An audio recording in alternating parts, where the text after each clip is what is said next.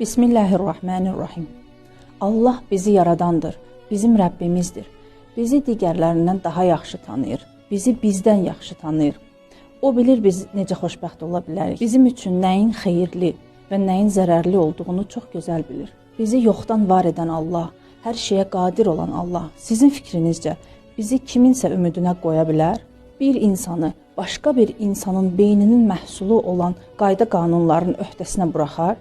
Xeyr. Allah bizləri yaradıb və bu dünyada bizi əhatə edən hər bir şeyə uyğun, fərdi, ictimai, məişət məsələlərə uyğun qayda qanunlar, hökmlər müəyyən edib. Bu hökmləri bir dərslikdə cəmləyib və bu dərsliyi bizə tədris etsin deyə müəllim də təyin edib. Bu dərsliyin adı Quran, müəllimimizin isə adı Muhammeddir. Biz bu hökmlərə və əziz Peyğəmbərimizin təlimatlarına əməl etsək, hər iki dünyada həqiqi xoşbəxtliyə çatarıq.